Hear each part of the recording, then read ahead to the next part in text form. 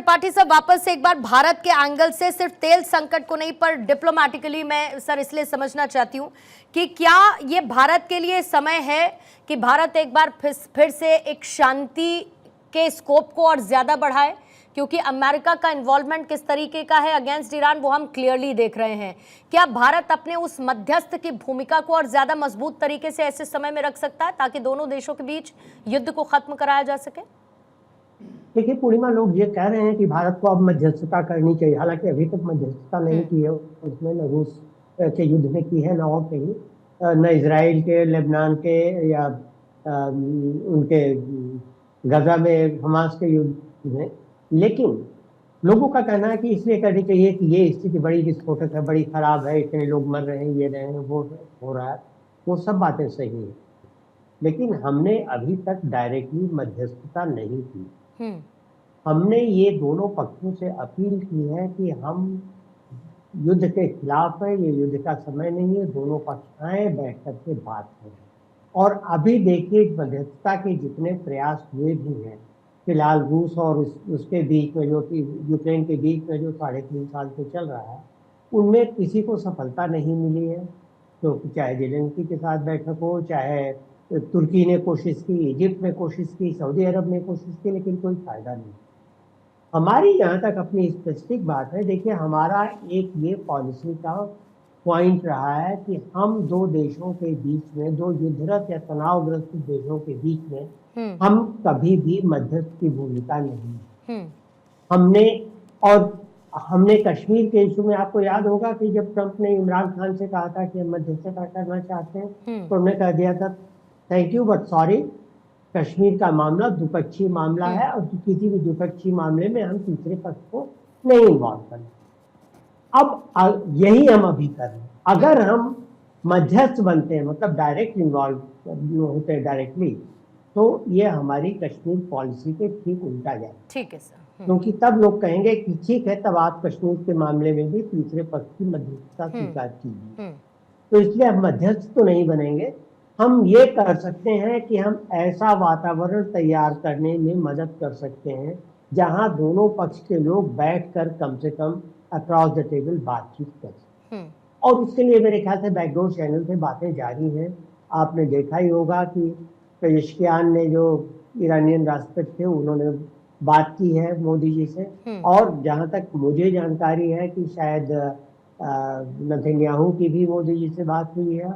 और हम यूएस के साथ भी डिप्लोमेटिक चैनल में, कम्युनिकेशन चैनल में बने हुए। अब ये बात देखने की, और सिर्फ हमें नहीं, कई और देश ये कर रहे हैं, ये बात देखने की कि कौन पहले इसमें सफलता पाता है। ठीक है। शरद कोहली सर, क्या स्ट्रैटेजिक पेट्रोलियम रिजर्व को बढ़ाने का भारत के लिए ये एक मौका है? क्या रूस, अफ्रीका, अमेरिका जैसे जो ऑल्टरनेटिव रिसोर्सेज हैं तेल के लिए, उस पर फोकस करने का समय है? दूसरा, क्योंकि हम रिन्यूएबल एनर्जी पर लगातार फोकस कर रहे हैं, क्या हम उन विकल्पों को और ज्यादा ऐसे मोमेंट में एक्सपैंड करने पर काम कर सकते हैं? बिल्कुल पूर्णिमा, और देखिए सरकार का तो हमेशा आपदा में अवसर का नारा रहा है कि जब जब मुसीबत आई है, हमने उसका भरपूर फायदा उठा के, मैं ये नहीं कह रहा मुसीबत का फायदा उठा के, पर हमने उसमें अवसर ढूंढा है, हमने एक विकल्प तैयार किया है। बिल्कुल, रिन्यूएबल एनर्जी की मैंने पहले भी जिक्र किया था, आपने सवाल किया, तो उसमें विंड एनर्जी हो गई, सोलर एनर्जी हो गई, इलेक्ट्रिक हो गई, बायोफ्यूल हो गया। इस पे पहले से ही भारत में बहुत काम चल रहा है। तो मुझे लग रहा है अगर ऐसा ये संकट आता है, अगर शब्द को मैं इन्वर्टेड कॉमर्स में डाल रहा हूं, तो भारत इस पे और स्पीड पे आगे बढ़ेगा। हम पेट्रोलियम प्रोडक्ट्स पर निर्भरता अपनी पहले से ही कम करना चाहते हैं, पर अगर मान लीजिए ऑल ऑफ अ सडन कुछ हो जाता है, जहां हमारी 30-40% अगर उस हार्मोज के जरिए आ रही है, तो जैसे जो देवनाथ साहब कह रहे थे, अगर सिलेक्टिव होता है, हालांकि ये अभी सुप्रीम काउंसिल के पास निर्णय है कि उस हार्मोज स्टेट को बंद किया जाएगा, अभी तो पारित हुआ है संसद में, उनकी आगे होगा, क्योंकि अभी तक नहीं हुआ है, पर अगर ये सिलेक्टिव बेसिस पे होता है, तो भारत ईरान का मित्र है, भारत की ईरान से भी उतनी मित्रता है जितनी इजराइल से है। तो मुझे नहीं लगता कि भारत की सप्लाई रुकेगी अगर ये सिलेक्टिव बेसिस पे होता है। पहली बात, अगर रुक भी जाती है तो मुझे लग रहा है इसमें बिल्कुल भी हमारे स्ट्रेटेजिक पेट्रोलियम रिजर्व, जिसको हम एसपीआर कहते हैं, आपने उसका जिक्र किया, बिल्कुल उनको लगातार बढ़ाने का प्रयास किया जा रहा है। समय समय पर वो कमती बढ़ती होते रहते हैं, इसमें कोई दो राय नहीं है। पर अभी जो हम हरदीप पुरी साहब की स्टेटमेंट पे अगर हम जाएं, जो उन्होंने आज सुबह दिए, उन्होंने स्पष्ट रूप से कहा है कि हमारे पास कुछ हफ्तों का अभी सफिशिएंट स्टॉक है, हमें बिल्कुल भी कोई चिंता करने की बात नहीं है। तो मुझे नहीं लग रहा कि हमें भारत को एज ए देश कोई अभी चिंता करनी चाहिए। अभी जब बंद होगा, अभी चिंता करने के लिए यूरोप और चाइना को मुझे लग रहा है ज्यादा चिंता करने की जरूरत है। भारत को चिंता करने की जरूरत नहीं है। हमारी आंतरिक आर्थिक परिस्थिति बहुत ही मजबूत है, क्योंकि मैं सारी दुनिया की आर्थिक परिस्थिति का विश्लेषण करता हूं, मैं और मेरी टीम, तो मुझे अच्छी से मालूम है हम 6.5-7% पे ग्रो कर रहे हैं। हमारे फॉरेन एक्सचेंज रिजर्व अच्छे हैं, हमारी टैक्स कलेक्शन अच्छी है, हमारा एक्सपोर्ट अच्छा है, हमारी पीएमआई अच्छी है, हमारे इनडायरेक्ट जीएसटी कलेक्शन अच्छा है। तो हमारे यहाँ कोई ऐसी आर्थिक संकट नहीं है। आर्थिक संकट अगर होता है पूर्णिमा, और फिर ये होती है, तो वो जले पे नमक छिड़कना हो जाता है। पर ऐसा कुछ नहीं है। मुझे लग रहा है सारी दुनिया में अगर कोई सबसे ज्यादा सक्षम है इस परिस्थिति को झेलने में, तो वो इस समय भारत है। ये मैं यकीनी तौर पर आपको कह सकता हूं। ठीक है सर, लेकिन अगर $10 भी प्राइस बढ़ता है क्रूड ऑयल का, तो उसका इम्पैक्ट सीधे सीधे 15 बिलियन एक साल के हिसाब से जाएगा। तो वो एक बिल्कुल बिल्कुल, क्योंकि हमारे फॉरेक्स रिजर्व्स पूर्णिमा $690 बिलियन के हैं। तो अगर बढ़ता भी है $10 यहाँ पर, $100 भी चला जाता है, तो उसमें दो बातें होंगी। पहली बात तो हमारे पास फॉरेन एक्सचेंज की कमी नहीं है। दूसरा ये है कि हमारी पेट्रोल और डीजल की प्राइस इतनी जल्दी ये सरकार नहीं बढ़ाने वाली है, ये तो पक्का है, क्योंकि ये कब तक टिकेगी। बाकी जैसी डायनेमिक परिस्थिति है पूर्णिमा, जैसे जैसे परिस्थिति इवॉल्व होगी, हम इसका आकलन उस टाइम कर सकते हैं। जोड़ना चाह रहे हैं सर 20 सेकंड्स प्लीज, फिर मैं बाकी मेहमान। हाँ, दो चीजें मैं छोटी छोटी कहना चाहूंगा। मैं शरद कोहली जी की बात का समर्थन करते हुए थोड़ा सा आगे बढ़ाना चाहूंगा। एक चीज तो ये कि अगर हमारे यहाँ सप्लाई की क्रिटिकल प्रॉब्लम हो जाती है, तो हम रूस से अपना सप्लाई बढ़ा सकते हैं, जिससे कि कुछ फर्क पड़ेगा, काफी सब्सटेंशियल फर्क पड़ेगा। दूसरी चीज ये है कि देखिए, हालांकि थोड़े लॉन्ग टर्म की आपदा में अवसर की जो बात है वही है कि अभी आपको याद होगा कि 3-4 दिन पहले हमारे पेट्रोलियम मिनिस्टर हरदीप पुरी साहब ने कहा था कि हमारे पास अंडमान के तट के पास करीब 2 लाख करोड़ लीटर ऑयल की संभावना पाई गई है। 2 लाख करोड़ का मतलब होता है रफली 135 अरब बैरल। और अगर हम 5 लाख बैरल के हिसाब से भी देखें रोज का, तो ये करीब 70 सालों के लिए ठीक होगा, सफिशिएंट होगा, अगर हम इसमें तेजी से आगे बढ़े। और ये अभी एस्टिमेटेड है, अगर सही वाला भी 40 बिलियन के करीब हो, 40 अरब के करीब होगा, तो भी हमारे लिए चिंता करने की बात नहीं। बस करना क्या है कि इस मामले में तेजी दिखानी है, नॉन कन्वेंशनल और कन्वेंशनल दोनों तरह की एनर्जी के इसी बीच में संजीव श्रीवास्तव जी, भारत की जो संतुलन नीति रही है उसको लेकर कई बार सवाल उठे हैं। ऐसे में भारत की विदेश नीति को आप कैसे आंकते हैं, खासतौर से संकट जैसे जैसे हर बीतते दिन के साथ बढ़ता जा रहा है? दूसरी तरफ ईरान भी हमारा दोस्त और इजराइल भी हमारा दोस्त, अलग अलग मायनों में दोनों हमारे लिए बहुत महत्वपूर्ण है। और श्रीवास्तव जी, चाहूंगी बस थोड़ा छोटा सा जवाब रखेंगे, बाकी दो मेहमानों के पास भी जाना है, समय थोड़ा कम है।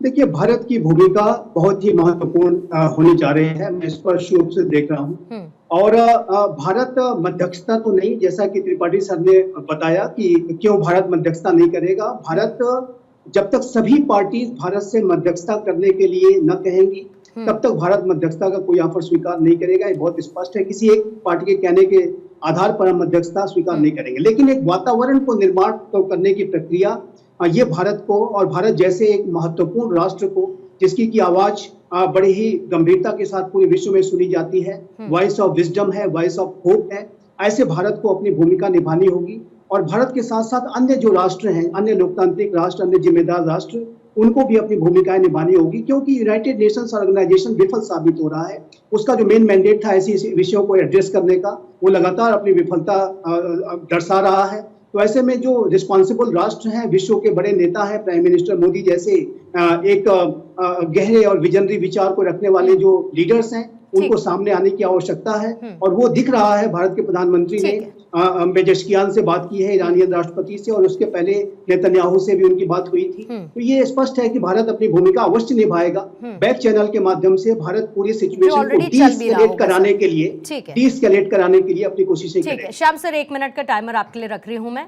क्या आपको लगता है इस मौके पर नेवल कोलिशन की तरफ भारत बढ़ता हुआ नजर आएगा, उसका हिस्सा बनेगा along with France, UAE, US, Saudi और ओमान? बिल्कुल, देखिए भारत इस क्षेत्र का अगुवा है हाँ। और बहुत ही शानदार रोल निभाता है। अगस्त के महीने में इंडियन ओशनिक नेवल सिंपोजियम होने वाला है कोचिन में, और हर बार हम इसके ऊपर जाते हैं। क्वाड के हम मेंबर हैं और ग्लोबल साउथ के लीडर हैं। नौसेना लगातार प्रभावकारी भूमिका में, आप उसके आयाम लगातार सुनिश्चित देख रहे हो, और हमने देखा है कि साउथ ईस्ट कंट्रीज से लेके पूरे अरेबियन सी में और रेड सी में और मडगास्कर तक हमारा रोल लगातार बनता है। इंडियन ओशनिक रीजन में हम पैसिफिक में हैं और हम मेडिटेरियन में हैं। प्रधानमंत्री ग्रीस गए थे, वहां हमें हार्बर चाहिए, अब वो साइप्रस से गुजर गए हैं।